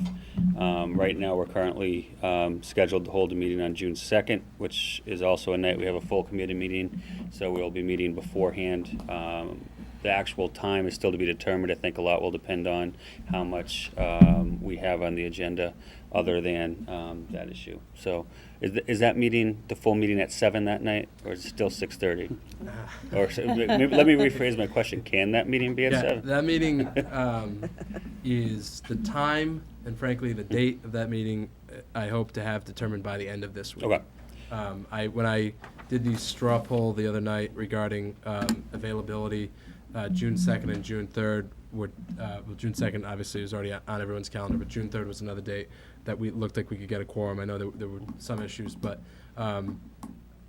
based on what I anticipate being on the agenda that night, it will be either on the 2nd or the 3rd. But I will get back to the committee as soon as possible. Okay. But if it's on June 2nd, there's no reason we can't start the meeting as late as 7:15 or even 7:30, frankly. We're going to have some flexibility there. Because my goal would be to start, I think, the meeting that night at 6, and we'll confirm that. Yep. That would give everyone on the subcommittee a time Yep. to get there after work. Would give us at least an hour to talk about the issues, because there are a couple other items that'll be on the agenda for that meeting. Okay, yeah, I think you're definitely going to have, it's definitely not going to start at 6:30, no matter what, so. One Mr. question. Storrs. I know a new law just recently passed. Massachusetts became the 50th state that now requires fingerprint checks at a federal level for employees, or at least certain employees. Do we know when that went into effect? I don't know when it was passed, but I believe we have a 3-year window to implement, so we've got a little bit of time. Although I do think it's an issue that we will be taking up in the near future. That's all. Okay. Thank you, Mr. Withers. Mr. Larson, the Finance, Facilities, and Procurement Subcommittee report. On May 14th, we have a number of motions to bring forward. All the backup information is supplied to you in the packet, so if you have any information or any questions from that, just let me know and we can discuss it. The first one is a motion to maintain the current pricing for meals served at the schools for the FY15 school year. Oh, second. Okay. Any discussion? Actually, Certainly. wasn't there something in the packet that talked about an increase? We had a lengthy discussion. About Whitson's. With the discussion with members from Whitson's and members of the Finance Committee. We talked about a couple different options at the subcommittee. We are not obligated. Our current pricing right now is still within the guidelines set forth by the United States Department of Agriculture. The information that was in the packets had a scenario where there could be a 5-cent increase, there could be a 10-cent increase, and really what it comes down to is there's a couple of elements to it. In the current contract that we have with Whitson's and the option that we're exercising, there is a, for lack of a better term, surplus line. In order to maintain that contract for capital expenses, it's not really surplus, it's funds for capital equipment. If we want to maintain the level that is in the current contract, we would need to increase the prices by 10 cents. The subcommittee felt that if we kept the prices the same, that number would reduce from about 78,000 down to about 48,000.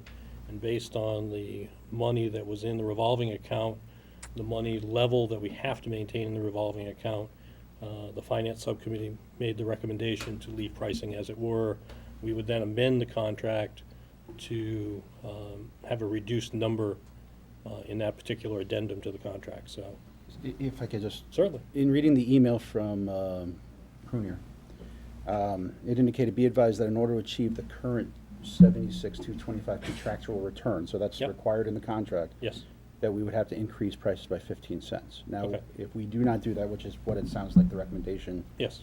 is, that I'm all for, I assume that they're not going to meet that number, which is the contractual. Right, which is what the discussion was. If we want to meet that number that's in the contract, we would have to do the increase. And if we do not hit that number, what Well, happens? what we would do is we would then amend the contract in the option year that we're exercising, and Whitson's is fine with this. And basically, all it does is it allows them to change that number that's in the contract from 78 to approximately 48,000 and change, but without increasing the pricing at any of the schools. So, Mr. Murphy? Okay, so I understand that we just amend the contract and therefore it's not a contractual issue.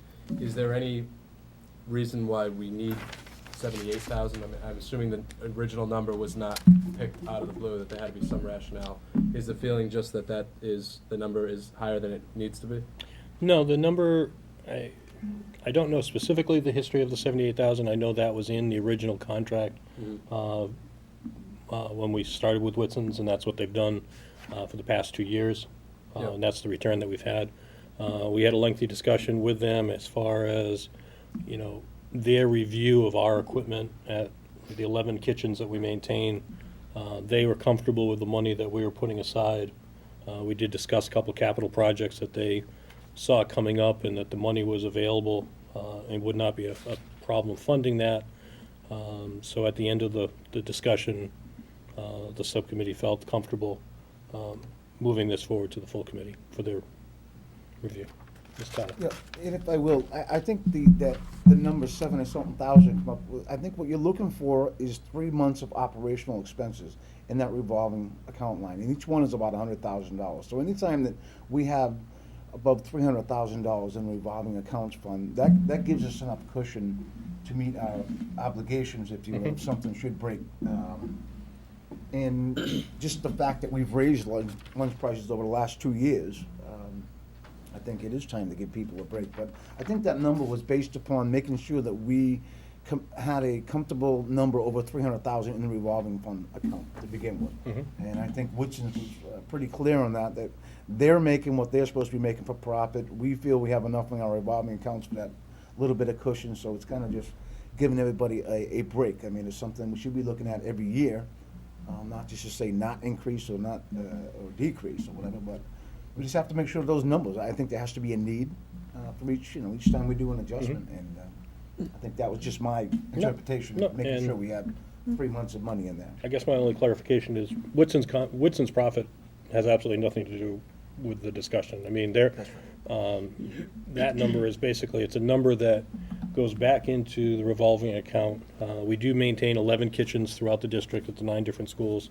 And obviously there's capital equipment that goes into all of those. Every year that goes by, they all age. So there's always equipment that's being phased out and replaced, and that's where that money comes from.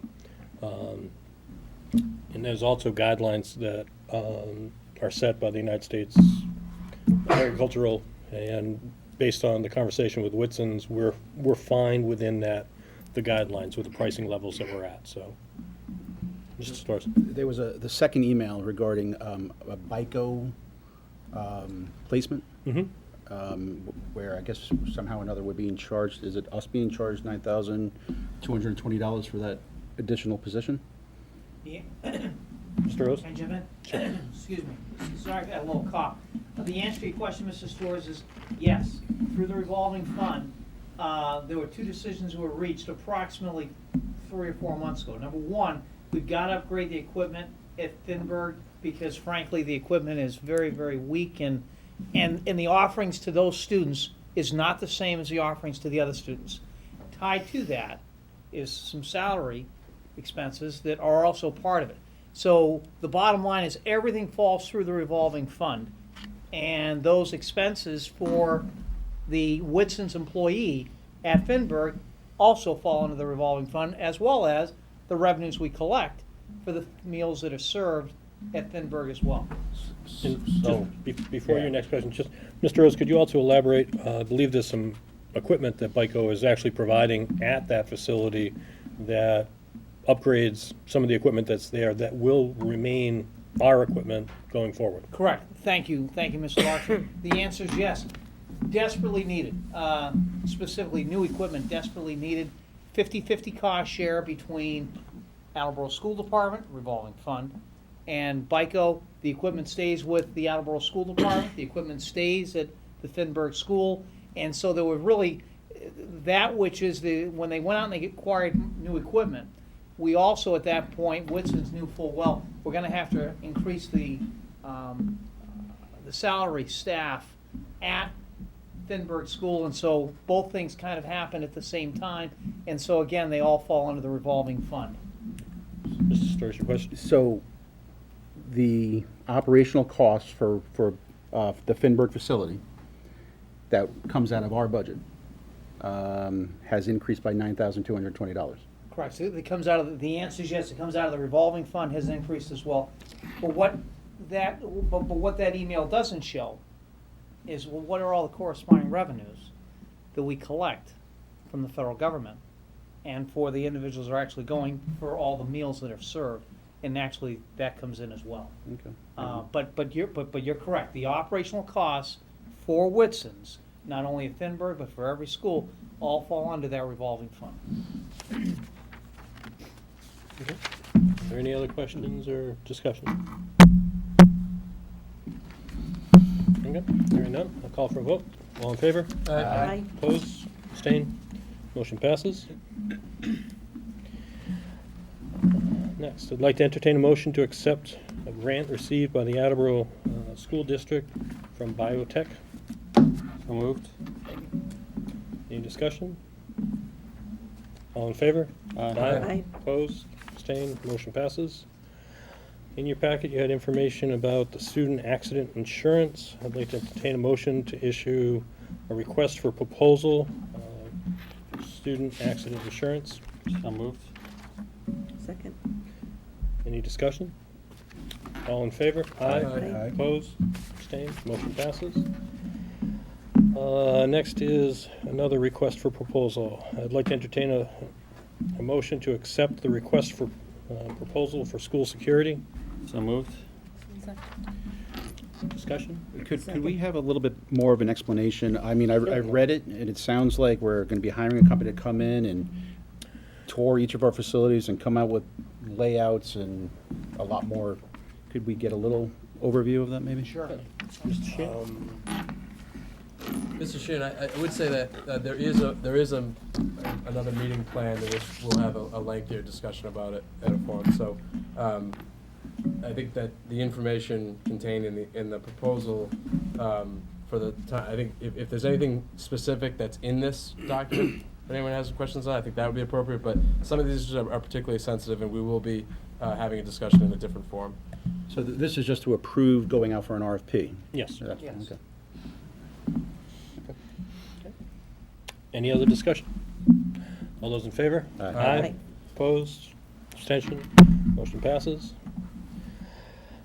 Next one is, I'd like to entertain a motion to approve the Abacus contract for the period of July 1st, 2014 through June 30th, 2015, in the amount of $25,000 for the use of classrooms at Thatcher Elementary School and the use of all other buildings from July 1st, 2014 through June 30th, 2015. Payment is to be made on September 2nd, 2014, December 2nd, 2014, March 3rd, December 15, in 3 equal installments, contingent upon legal counsel approval and the contract language. Excuse me, for the contract language. So moved. Second. Any discussion? Mr. Chairman. Just quickly, that I think the Abacus contract is one of those ones that comes up every year, and there are various points throughout the year that different programs are brought to our attention. But it really is one of the services that this district benefits from in innumerable ways.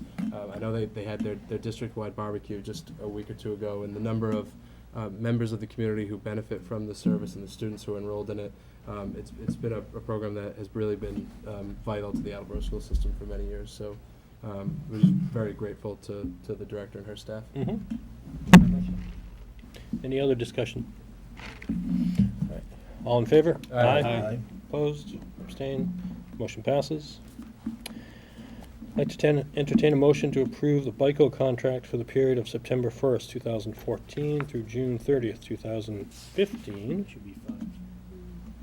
In the amount of $90,375 for exclusive use of Finberg School for the 2014-2015 school year, contingent upon legal counsel approval of the contract language.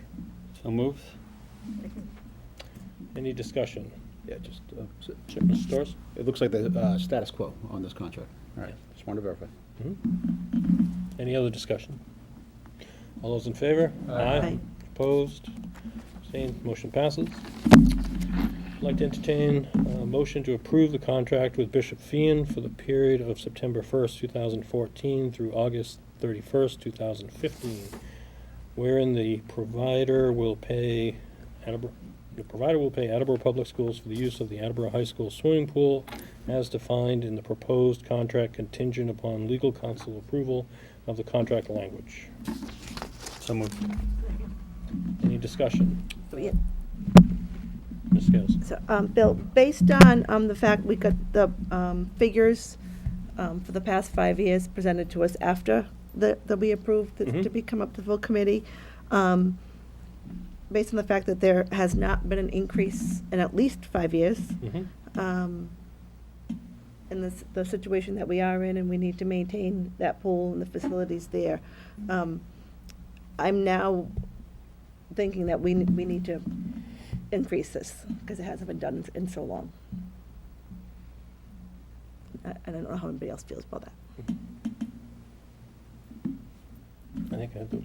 Well, if you were to respond to that, might add something different, so go ahead, Kirk. Well, I mean, I think Ms. Scales brings up a good point, and I was curious about it as well. I touched base with either Mr. Rose or Mr. Rose and Mr. Hool, I guess. And I think right now, the revenue coming in is in the $10,000 vicinity. Is that accurate? That's correct. Okay. I think Ms. Scales has a very sound point that if the rate that the public school is charging the private school, that is, you know, bringing in a steady amount of funds, and this is, I'm not picking on Bishop Finn. I enjoy the, you know, the partnerships we have with Bishop Finn. I enjoy the rivalry we have with Bishop Finn. But if that rate hasn't changed, I think that it's something that warrants consideration, and particularly where there's this split between Attleboro residents who choose to attend Bishop Finn and non-residents. I think, you know, maybe we could entertain a discussion about whether or not that's where we draw the line in terms of where, if we were to do an increase, where it would be imposed. On the other hand, I wouldn't want to, after 5 years of there being no increase, you know, impose a disproportionate increase that would be unexpected in the fee-in community. I certainly wouldn't want to be sensitive to that fact. But that being said, I think it's something that we should at least talk about a little bit. Mr. Withers? Is it one-year contracts we renew every year? 1-year contract. Which frankly, that brings up another point. Right. There is reason to think that we may only benefit from this relationship for a certain amount of time. I don't know how many more contracts Bishop Finn will want to enter into with us. And I think that might be something we want to take into account. I guess my only thought, and I know that we haven't increased it in that period of time, but in the last 2 years, we've also not had a functioning pool at best. That's a fair point. We'll say that. So I guess I would like to see the individuals who use our facility, that pay for the use of our facility, have that for, I guess, a year functioning properly, before I want to look them in the eye and sit down at a contract and say, I need to increase the price. I'm not disagreeing that we should review the contract at some point going forward, but I guess I'd like to see the equipment that they're using in the pool actually function for 12 months straight before we talk about increasing the price, because the last thing I want to do is increase the price and then halfway through their contract tell them that they've got to go find somewhere else to go swim, and it doesn't really put us in a very good position. So, Mr. Withers? What have they done for the past year as far as facilities? Do they I have? don't know, but I think maybe Cumberland. Yeah. That's Mr. I Did don't we know. what they recently said. approve an increase for the other entities that use this swimming pool? It's The other under entity contract. would be- Okay, the other entity? It's under contract review. We don't have the contract signed. Right, but For this some reason, they were committee, hesitated to sign a contract Okay. about the pool. I don't know why. but I guess There's no what I'm trying water to say in is it. this committee approved an increase for that entity. Yeah, I'm not disagreeing with any of the comments about reviewing the contracts going forward. I guess I'd like to be in a position where you had something that was functioning before we got to that point. So, other discussion, Mr. Murphy. What's the timetable that we would need this decision? I don't know. Mr. Rose, do you know what the timetable is? We should have it by the end of the year, end of the school year. Mhm. Bottom line, we can push it off to the June 2nd meeting, or for that matter, the June 16th meeting. Sooner the better, but Mhm. there's not a crunch to get it decided today. Okay. Particularly since the issue, the historical amounts came in after the finance subcommittee, I think it would be worth considering tabling it and let everybody kind of chew this one over for a little bit. And again, I don't think Mrs. Scales is we're not trying to drive fee-in out or treat them unfairly. I would like to keep the price the same for Attleboro residents. I think that's a clear distinction. But we're in the process of establishing a separate revolving account for purposes of trying to have the type of maintenance that could avoid the type of situation that we're in right now with the pool. And I think that part of sort of looking at that holistically is, is there a way that we can derive more revenue? I would also say, from a sort of risk-adverse standpoint, it only generates in the vicinity of $10,000 a year anyway. Mhm. So on one hand, that's all we would have to lose, And on the other hand, if we raise it a modest amount, how much more do we really take in?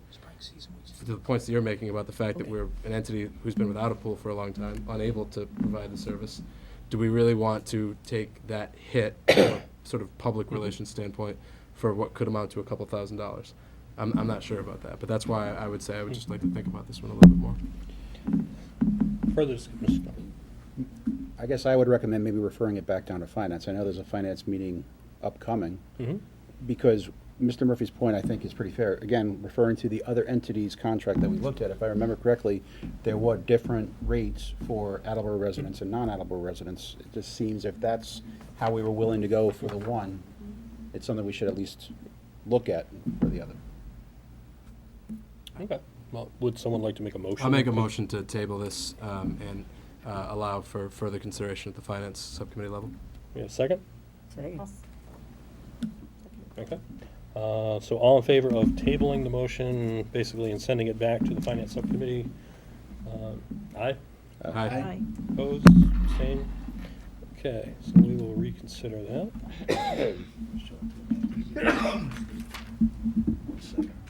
Oh, yes. Very good, thank you. Okay, so back to our original motion that has been amended. So we would need to vote against this.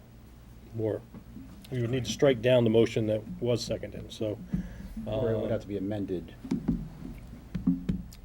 You can Vote- take the a original vote to motion. Back to amend. the origin. We could vote to amend that original motion. Hold on a second.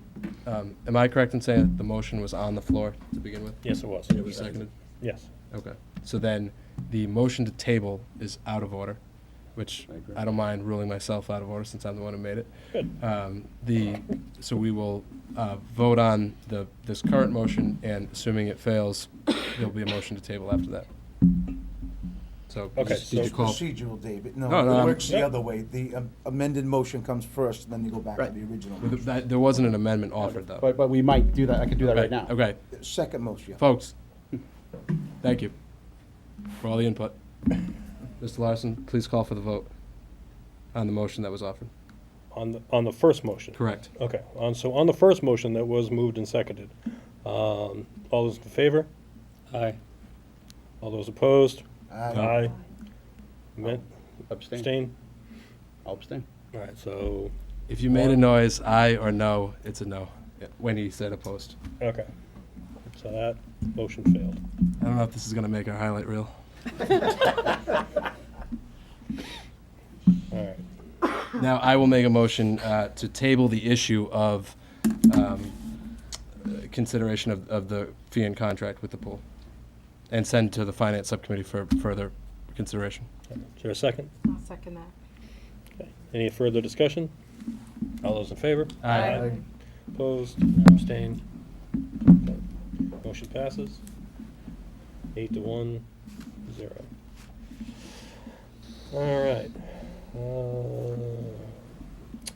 Next, I'd like to entertain a motion to approve Project Connect's contract for the period of July 1st, 2014 through June 30th, 2015, wherein the provider will pay Attleboro School District for the use of the facilities at Briggs Corner and the Briggs Corner Portable, the sum of $5,000 per year contingent upon legal counsel approval and the contract language. So moved. Second. Any discussion? All those in favor? Opposed? Motion passes. I'd like to entertain a motion to approve the Smarts Collaborative contract for the period of September 1st, 2014 through August 31st, 2015, wherein the provider will pay the Attleboro School Districts for the use of the office space at the old Attleboro High School for the sum of $200 per month contingent upon legal counsel approval of the contract language. So moved. Second. Any discussion? All those in favor? Aye. Opposed? Motion passes. I'd like to entertain a motion to approve the Smarts Collaborative Summer Program contract for the period of June 1st, 2015. Excuse me, should that be 2014? I think so. Okay, I'm going to start over. I'd like to entertain a motion to approve the Smarts Collaborative Summer Program contract for the period of June 1st, 2014 through August 31st, 2017 for the sum as defined under Section 5, fee contingent upon legal counsel approval of the contract language. I'll second that. Any discussion? Could we have, because this is a brand-new program, if I understand it correctly from what I read, could we have an explanation of this new program? Certainly. Mr. Sheehan, please. I don't believe it's a new program. The way I read it, it sounded like it's a brand-new thing. It's going to be at all the different schools. No? That's not my understanding. All right, can you explain what this summer program is for the Smarts then? I can add Tom? a little bit. Sure. Smart, it's primarily at the Brennan Middle School, and the Smarts program staff invite students to come to the Brennan Middle School to participate in the arts program. They use the school, and this is it's been going on for years, and this is a fee that we charge for the use of that school during the summertime. Sherry Wise is the director and coordinator of the Smarts program there, and it just doesn't serve the Attleboro students. It serves many students from other communities as well that converge on Brennan. I actually visited the program several times last summer. It was a very, very well-run arts program, and it touches upon all different arts, from music and visual arts and graphic arts and dance, etc. Is it safe to say that the contractual language has remained mostly the same? Yes. Okay, thank you. Any other discussion or questions? All those in favor? Aye. Opposed? Abstained? Motion passes. Motion to approve, I'd like to entertain a motion to approve the transportation report dated May 9th, 2014, as presented by the business manager. So moved. Second? Second. Discussion? Questions? All those in favor? Aye. Opposed? Abstained? Motion passes. Lastly, I'd like to entertain a motion to accept BICO's request of the BICO capital improvement policy as presented. So moved. Any discussion? Questions? I just want to verify, from what I read, this seems like it really almost has nothing to do with Attleboro Public Schools. Correct. It's kind of their own thing. Okay, very good. Any other questions or discussion?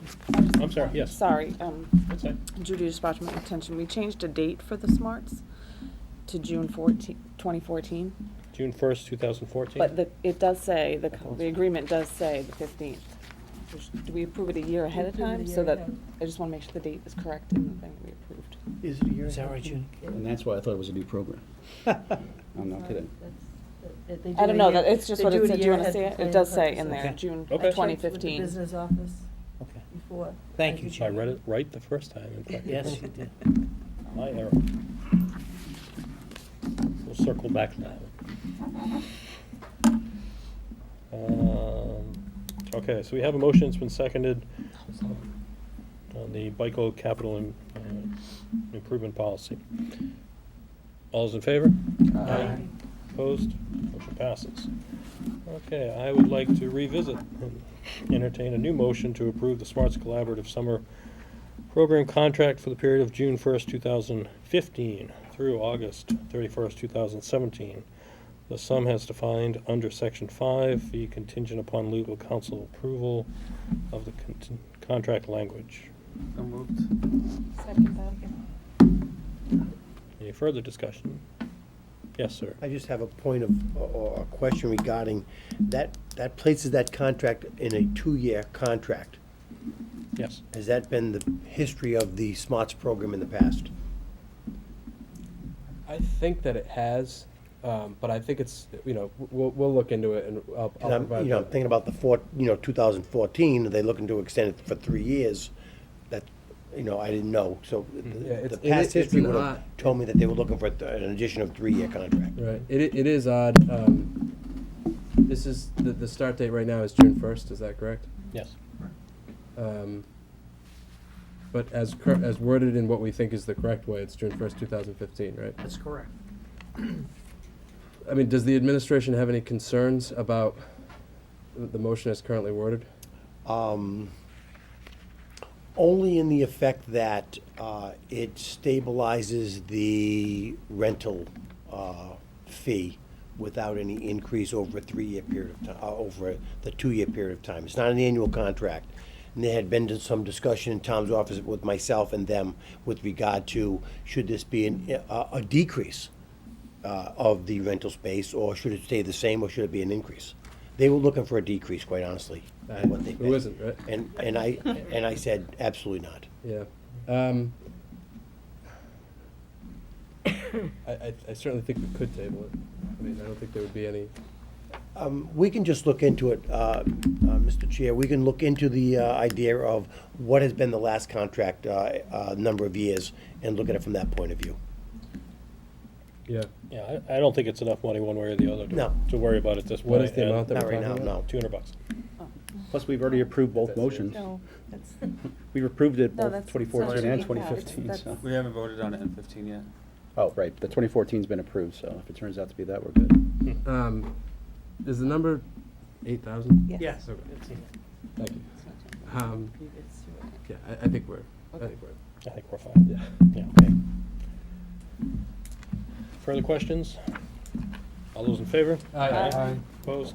Motion passes. Our next meeting will be June 4th, 2014, here in this room at 7 o'clock. I believe that's it. Thank you, Mr. Larson. Okay.